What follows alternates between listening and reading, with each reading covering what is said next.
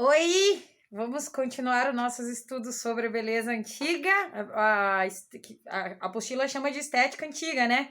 Sobre beleza e arte na antiguidade. Agora aqui o Aristóteles, tá? Para isso, vou usar por base este. Eu sei que tá meio do avesso aí, é a arte retórica e a arte poética. Eu vou na arte poética agora aqui, beleza?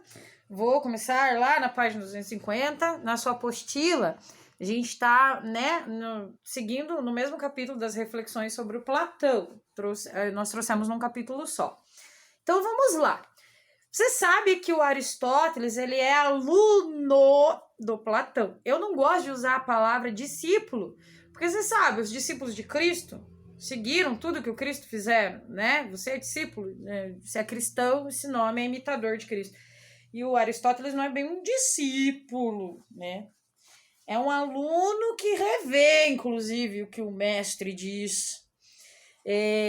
Porque ele não concorda com a teoria das ideias, certo? Ele diz que não tem esse outro mundo aí inteligível que dá a estrutura de verdade, o ser verdadeiro das coisas. Ele diz que as coisas, elas devem ser conhecidas pelo estudo dos seus particulares, das substâncias, portanto, aqui. Enquanto Platão, por exemplo, na questão da beleza, ele vai dizer que a beleza é uma ideia, portanto, algo abstrato, universal, eterno, né? O Aristóteles vai dizer que a beleza é característica que existe nas coisas, nos objetos. Para os dois, a beleza é algo objetivo, portanto. Platão, porque é uma ideia objetiva que existe em si. Você goste ou não goste, é aquilo, né? Eu não acho belo, então você tá com problema. Você tem que buscar a ideia, porque ela é objetiva, não depende do sujeito que aprecia. Aí no Aristóteles também, por quê? Porque é a característica dos objetos, velho. Característica presente nos objetos. E aí cabe a você perceber essas características, não é dos seus sentimentos aí. Agora, quais são essas características, né? O Aristóteles vai dizer assim: o belo num ser vivente ou num objeto de partes deve só não representar ordem em suas partes, como também comportar certas dimensões. Quais são essas dimensões, né? Eu vou fazer um resumo para você. Simetria, ordem, proporção e grandeza, tá? Simetria. Simetria é a relação, você pega duas partes, né? A relação de igualdade que as duas partes têm.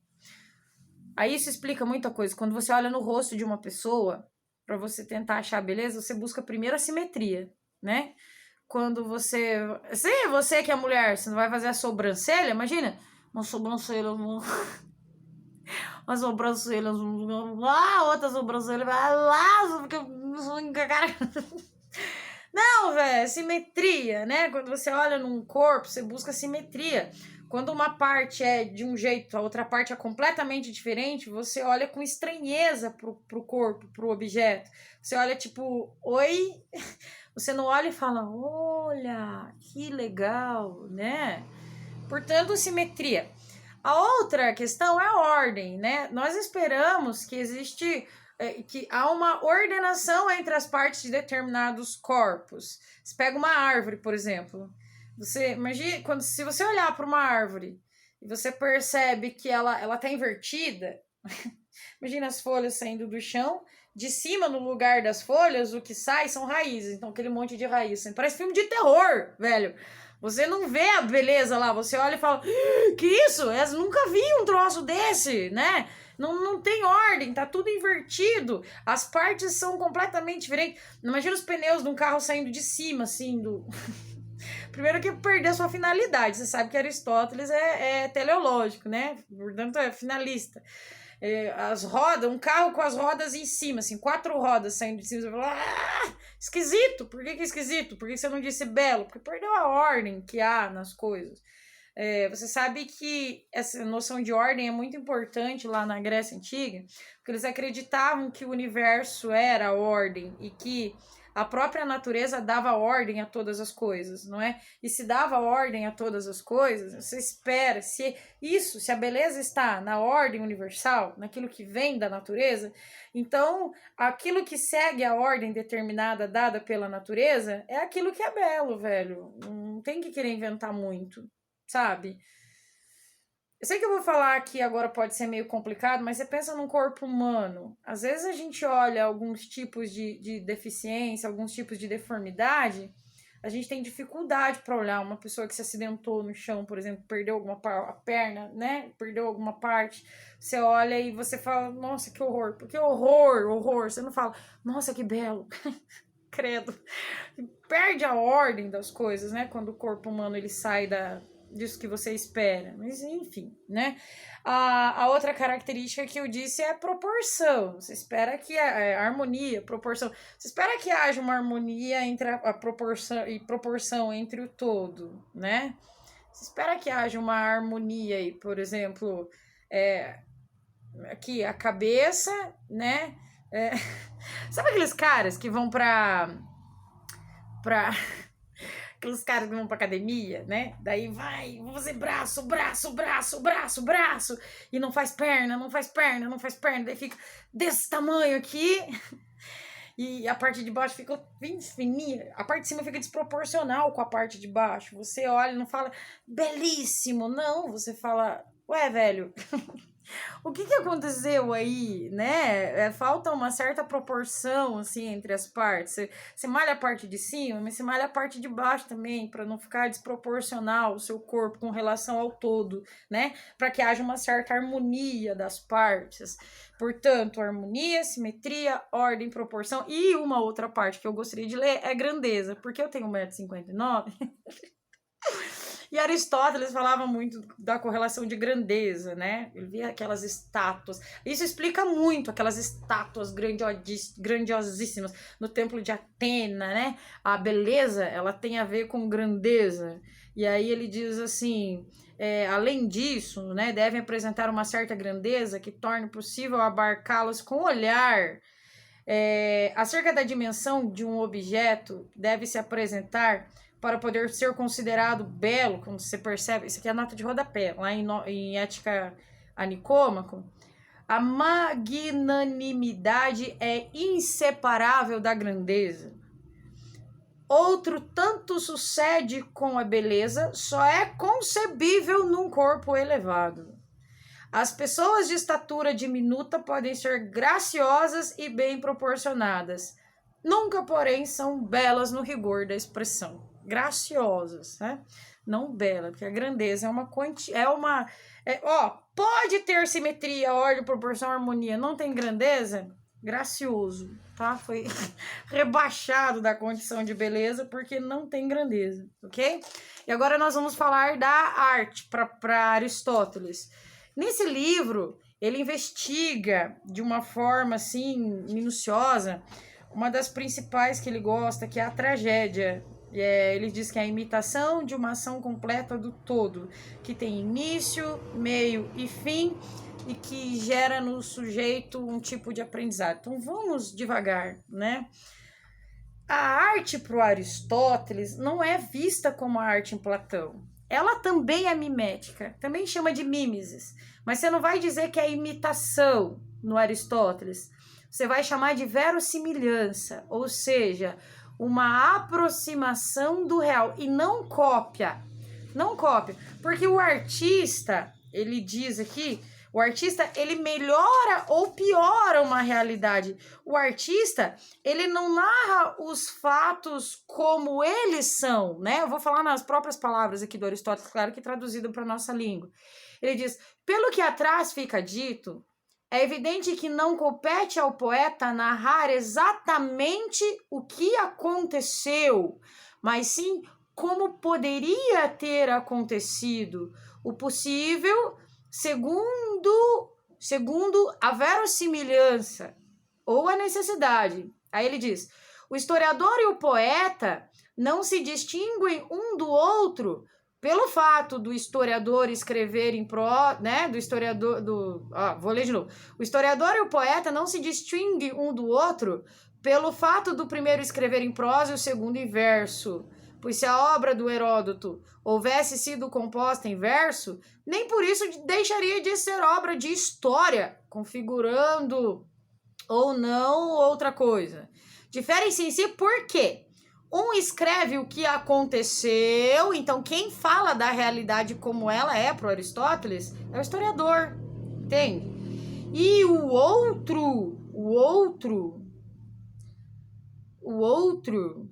o que aconteceu, e o outro que poderia ter acontecido. Por tal motivo, a poesia é mais filosófica e de caráter mais elevado que a história, porque a poesia permanece no universal e a história estuda apenas o particular. Universal é o que tal categoria de homens diz ou que faz em tal circunstâncias, segundo o verossímil ou necessário. Outra não é a finalidade da poesia, né? Quer dizer, a poesia, ela não tá ali para narrar os fatos particulares que aconteceram. A vida do, por exemplo, Napoleão Bonaparte. Ela está ali para dizer de ações, para dizer de situações que todos os seres humanos passam. E ela não está presa ao particular de determinada ação. A poesia ela pode melhorar ou piorar a situação. Por exemplo, a tragédia, né? E por que ele gosta muito da tragédia? Porque ela tem uma função educativa em nós. Lembra que o Aristóteles falava que nós deveríamos educar as emoções e trazê-las ao meio termo? Lembra? Educar, né? A educação ética visava o meio termo. O que é que ajuda isso, o meio termo, a alcançar o meio termo? É justamente a poesia, é justamente a tragédia, porque quando você percebe aquilo ao qual passou o poeta na narração de suas histórias, você aprende com aquilo e não vai repetir aquilo necessariamente. Você aprende com aquilo, chegando ao meio termo, né, das coisas, chegando ao meio termo das ações. Porque o objetivo aí é produzir aquilo que nós chamamos de catarse. E o que é a catarse? É a purificação das emoções, né? Eu trabalhei numa instituição de ensino durante um tempo, e eu acho que não tem problema nenhum eu falar aqui, que é a Rainha da Paz. Tinha um trabalho, eu não preciso nem falar, né? Um trabalho incrível, maravilhoso.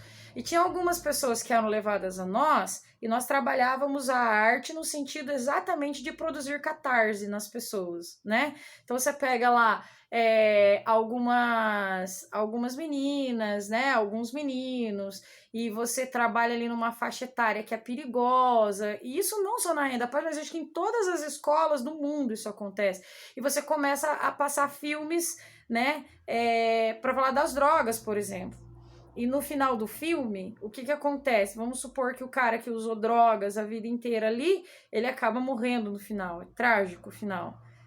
Você aprende de alguma forma com isso que o poeta está narrando. Com isso que não o poeta nesse sentido, mas que o artista está narrando, né? Você não vai precisar passar por aquilo, porque aquilo tem um efeito catártico, purificador das suas emoções. Você não vai precisar repetir na sua vida. Talvez você tenha uma vontade muito grande ali dentro de você de passar por aquela situação, mas essa vontade ela passa a ser purificada. Você pode achar um equilíbrio nas suas emoções a partir daquilo que o artista demonstrou para você naquela determinada arte, né? Quando você escuta uma música, por exemplo, vamos trazer para hoje. Quando você ouve uma música, por exemplo, não necessariamente que você precisa seguir o mesmo caminho do cara que está cantando, mas você pode tentar aprender com aquilo e purificar as suas emoções daquela situação que o autor viveu, que ele demonstrou ali, né? Que o artista demonstrou ali. E ele tá falando daquela situação dele em particular, por exemplo, vai, toma aqui uns R$50, né? O que você aprende com isso aí? Você não precisa socar, matar alguém que traiu. Ué, tem um aprendizado aí, velho. A gente ouve falar de tanto crime passional e essa emoção destrutiva na hora que você descobre que foi traído. O que fazer com ela? Acha uma saída, como se fala, criativa para isso, né? Então, quando você fala em mimesis para Aristóteles, você não fala de imitação. imitação no sentido no sentido do artista estar preso à realidade imitada e ele não ser conhecedor daquilo que engendra a realidade. Mas o artista é aquele cara, segundo o Aristóteles, que olha para a natureza, que olha para o mundo, certo? Que ele é capaz de verificar que uma situação vivida, ela pode ser universalizada, né? Ela pode estar presente na vida de qualquer pessoa. E aí ele cria uma situação, né? Ele vai agir, ele vai fazer uma obra de arte ali, seja uma poesia, seja um teatro, seja lá o que for, para fazer você viver junto com ele aquilo no qual ele está se propondo a te levar a refletir. E isso aí, essa verossimilhança com a realidade, ela promove a catarse em você. Quantas vezes, velho, você não chorou ao final de um filme, né? E você não aprendeu com o filme? Quantas vezes você estava na sala de aula, por exemplo, assistiu a aula do professor, mas quando você viu um filme lá sobre a Segunda Guerra Mundial, por exemplo, você chorou ao final do filme e você entendeu realmente aquilo. Às vezes aquilo que o artista usou não é como foi de fato a Segunda Guerra Mundial, mas fez com que você tivesse um aprendizado nas suas emoções que não te permite, por exemplo, desvalorizar o ser humano como foi desvalorizado lá. Entende? Então vamos lá, né? Quando você fala de beleza e arte no Aristóteles, você fala de a beleza enquanto objetiva, característica dos objetos, simetria, ordem, proporção, né, harmonia, mais grandeza. E você fala da mimesis não enquanto cópia, mas enquanto verossimilhança, certo?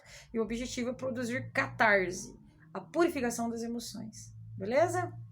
Beijos. Eu extrapolei. 15 minutos, tô em 16. Fiquem bem, tá? Façam os exercícios ali ao final da apostila. Vamos tentar tirar dúvidas segunda-feira. Respondam as AVAPs. Espero que nós nos encontramos logo. Beijo.